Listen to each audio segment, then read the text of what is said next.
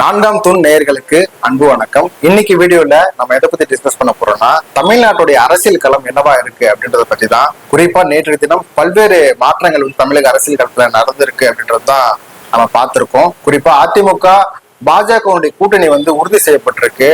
திமுகவை எதிர்க்க ஆளே இல்லை அப்படின்ற ஒரு பிம்பம், ஒரு பர்செப்ஷனை ஏற்கனவே கிரியேட் பண்ணி வச்சிருந்தாங்க. 2017 பிறகு திமுக கூட இருக்கக்கூடிய அந்த கூட்டணி கட்சிகள் எல்லாமே தொடர்ச்சியா அவங்க கூடவே இருந்திருக்காங்க. 2019 நாடாளுமன்ற தேர்தலில் ஒன்னா சேர்ந்து போட்டிட்டு இருக்காங்க. அதுல கிட்டத்தட்ட 39 இடங்களை திமுக ஸ்வைப் பண்ணிருக்குன்னு தான் சொல்லணும். அதே போல அதிமுக சைட்ல இருந்து அந்த தேர்தலில் ஒரு இடங்கள் மட்டும்தான், அதுவும் தேனி தொகுதியில ஓபிஎஸ் மகனாக இருக்கக்கூடிய ரவீந்திரநாத் மட்டும்தான் வெற்றி பெற்றிருந்தாரு. 2021லயும் அந்த திமுக கூட்டணி அப்படியே இன்டாக்டா தொடர்ந்து ஆட்சியை கைப்பற்ற அளவுக்கு அந்த வெற்றி இருந்திருக்கு. அதே கூட்டணி அப்படியே தொடர்ந்து உள்ளாட்சி தேர்தல்களையும் சரி, அதே கூட்டணி இப்போ சமீபத்தில் நடந்து முடிஞ்ச 2024 நாடாளுமன்ற தேர்தலையுமே கூட ஒரு மிகப்பெரிய வெற்றி, 40க்கு 40 அப்படின்ற ஒரு இலக்கம் வெற்றியா பெற்றிருக்காங்க. இது போன்ற தொடர்ச்சியான திமுக வெற்றி ஒரு பர்செப்ஷன், திமுக கூட்டணியை இது வரைக்கும் இதுக்கு மேல ஒண்ணுமே பண்ண முடியாது அப்படின்ற ஒரு இன்டாக்டான ஒரு கூட்டணியை அந்த கூட்டணி நிரூபிச்சிருக்காங்க. திரு ஸ்டாலின் அவர்களை கூட பல அரசியல் விமர்சகர்களும் பத்திரிகைகளும் கூட பாராட்டினாங்க. இப்படி ஒரு கூட்டணியை தொடர்ந்து கொண்டு போறது, இன்டாக்டா வச்சுக்கிறது அப்படின்றது ரொம்ப ஒரு கடுமையான ஒரு விஷயம். அந்த கூட்டணியை சரியா கையாளுறாரு அப்படின்ற ஒரு பாராட்டுமே கூட திரு ஸ்டாலின் அவர்களுக்கு இருந்தது. அதே போல இந்த திமுகவுக்கு எதிராக அரசியல் செய்யக்கூடிய அந்த கட்சிகள் எல்லாமே பிரிஞ்சு அரசியல் பண்ணிட்டு இருந்தாங்க. குறிப்பா அண்ணாமலை ஒரு பக்கம் அரசியல் களமாடிட்டு இருந்தார், சீமான் ஒரு பக்கம் களமாடிட்டு இருந்தார், இபிஎஸ் ஒரு பக்கம் களமாடிட்டு இருந்தாரு. இந்த மாதிரி எதிர்க்கக்கூடிய எல்லா கட்சிகளுமே தனித்தனியா களமாடும் போது திமுக மட்டும் அந்த கூட்டணியை அப்படியே அந்த பலத்தை அப்படியே வச்சிருந்து அந்த வெற்றியை சுவைச்சுக்கிட்டே இருந்தாங்க அப்படின்ற ஒரு பார்வை தொடர்ச்சியா தமிழ்நாட்டு அரசியல் மேல இருந்துட்டே இருந்தது. அந்த சூழ்நிலையில தான் நேற்று அதிமுக பாஜக கூட்டணி உறுதி செய்யப்பட்டிருக்கு. நேற்றைய தினம் இந்த கூட்டணி உறுதி செய்யப்பட்டதாலும் கூட அதிமுகவும் பாஜகவும் கூட்டணி அப்படின்றது இது முதல் முறை கிடையாது. ஏற்கனவே பல சந்தர்ப்பங்கள்ல அதிமுகவும் பாஜகவும் கூட்டணி வச்சிருக்காங்க. 1998 எடுத்துக்கிட்டோம் அப்படின்னா, நாடாளுமன்ற தேர்தலில் அதிமுக பாஜக கூட்டணி வச்சு அந்த தேர்தல் சந்திச்சாங்க. அதுல ஒரு மிகப்பெரிய வெற்றி அடைஞ்சு நாடாளுமன்றத்துல, அதாவது மத்தியில பாஜக ஆட்சியே அமைஞ்சது அப்படின்னு சொல்லலாம். அந்த ஆட்சிக்கு 1998 அதிமுக பாஜக கூட்டணி ஆட்சி அமைஞ்சிருந்தாலுமே கூட இங்க தமிழ்நாட்டை பொறுத்த வரைக்கும் திமுக தலைமையிலான ஆட்சி தான் இங்க நடந்துட்டு இருந்தது. அந்த சூழ்நிலை திமுக அரசாங்கம் ஜெயலலிதா அவர்கள், அப்போதைய அதிமுக பொதுச் செயலாளர் ஜெயலலிதா அவருடைய உறவினர் வீட்டுல வருமான வரித்துறை சோதனைகள் நடத்தினாங்க. ஒரு மாதிரி அவங்க குடைச்சல் கொடுக்குறாங்க அப்படின்னு சொல்லிட்டு அப்போதைய பாஜக அரசாங்கத்திற்கு திமுக அரசாங்கத்தை கலைக்கணும் அப்படின்னு அந்த கூட்டணியில் அங்கம் வகிச்ச அதிமுக சார்பில் கோரிக்கை வைக்கப்பட்டது. அந்த கோரிக்கையை அப்போதைய பிரதமரா இருந்த வாஜ்பாய் அவர்கள் ஏற்றுக்கொள்ளல. அப்படின்றதுனால பாஜக அதிமுக கூட்டணிக்குள்ள ஒரு விரிசல் வந்தது. அது மட்டும் இல்லாம நாடாளுமன்றத்துல நம்பிக்கையில்லா வாக்கெடுப்பு நடந்த போது அதிமுக தன்னுடைய ஆதரவை விலக்கி கொண்டாங்க.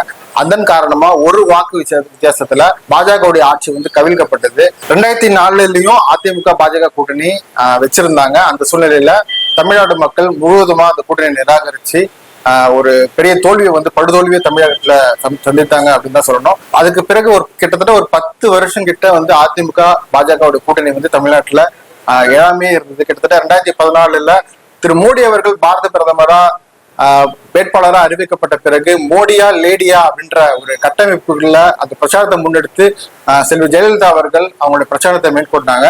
அவங்களோட மறைவுக்கு பிறகுதான் 2019 மீண்டும் அதிமுக பாஜக கூட்டணி ஒன்னா சேர்றாங்க.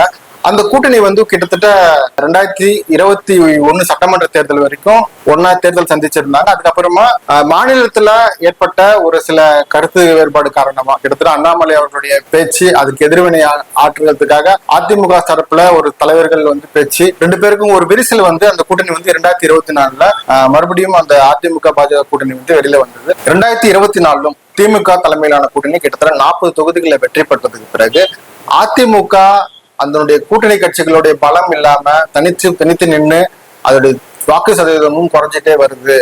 அதே மாதிரி கூட்டணி பலத்தோட திமுக மிகப்பெரிய வெற்றிகளை தொடர்ந்து அந்த அறுவடை பண்ணிட்டே இருக்காங்க.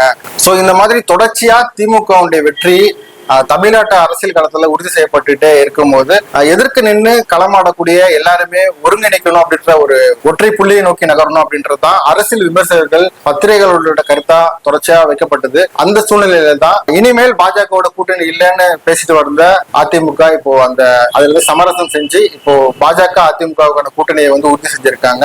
2024 நாடாளுமன்ற தேர்தலில் திமுக தலைமையிலான கூட்டணியில ஏற்கனவே 2019, 2021 தொடர்ந்து அந்த கூட்டணி தான் அப்படியே தொடர்ந்து 2024லயும் தொடர்ந்ததுன்னு சொல்ல முடியும். கிட்டத்தட்ட திமுக தலைமையிலான கூட்டணியில காங்கிரஸ், விடுதலை சிறுத்தைகள், மார்க்சிஸ்ட் கம்யூனிஸ்ட், இந்திய கம்யூனிஸ்ட், கொங்கு நாடு மக்கள் கட்சி, இஸ்லாமிய அமைப்புகள்னு பல கட்சிகள் அந்த கூட்டணியில அப்படியே அங்க வகிச்சாங்க. அந்த கூட்டணியை அப்படியே இன்டாக்டா 24 கூட்டிட்டு ஸ்வைப் பண்ணியிருந்தாங்க. எதிரில இருந்த அதிமுக சைட்ல இருக்கக்கூடிய கட்சி கூட்டணியில பார்த்தோம் அப்படின்னா அதிமுக கூடிய எஸ்டிபியும் தேமுதிகவும் கூட்டணி வச்சிருந்தாங்க. பாஜக தலைமையில ஒரு கூட்டணி வச்சிருந்தாங்க. அந்த கூட்டணியில பார்த்தோம் அப்படின்னா கிட்டத்தட்ட பாமக ஒரு பெரிய கட்சியா அந்த கட்சியில கூட்டணியில இருந்தாங்க. ஓபிஎஸ், டிடிவி தினகரன், பாரிவேந்தர் உள்ளிட்ட சில அமைப்புகள் எல்லாம் வச்சு ஒரு தேர்தலை சந்திச்சிருந்தாங்க. சோ இந்த சூழ்நிலையில இப்போ திமுக கூட்டணி அப்படியே தொடருது அப்படின்னா இங்க ஆப்போசிட்ல ஒரு மிகப்பெரிய ஒரு களம், ஒரு கட்டமைப்பு உருவாக்க வேண்டிய சூழ்நிலை எதிர்கட்சிகளுக்கு இருக்கு. அப்படின்றதுனால எதிர்கட்சிகள் முழுவதுமா ஒருங்கிணைக்கணும் அப்படின்ற ஒரு மையப்புள்ளியை வச்சு ஒன்றிணைய போறாங்களா, திமுகவுக்கு ஒரு கடுமையான சவாலை ஏற்படுத்துவாங்களா அப்படின்னு ஒரு பக்கம் ஒரு கேள்வி இருக்கு. அது போக கூட்டணியே வைக்காம இது வரைக்கும் களம் கண்டிருக்கக்கூடிய சீமான் அவர்கள் ஒரு புறம் நிக்கிறாங்க. புதுசா கட்சி ஆரம்பிச்சிருக்கக்கூடிய விஜய் அவர்கள் ஒரு பக்கம் நிக்கிறாங்க. அடுத்தடுத்த அரசியல் சூழ்நிலைகள் எதை நோக்கி போக போகுது அப்படின்றத இனி பொறுத்திருந்து அடுத்தடுத்த வீடியோக்களை பார்க்கலாம். தமிழகத்தில் நடக்கக்கூடிய அரசியல் சூழ்நிலைகளை தொடர்ந்து நீங்க பார்க்கணும் அப்படின்னு நினைச்சீங்கன்னா இந்த 4ஆம் தூண் சேனலை சப்ஸ்கிரைப் பண்ணி உங்க ஆதரவை நீங்க கொடுங்க அப்படின்னு சொல்லி கேட்டுக்கிறேன். நன்றி, வணக்கம்.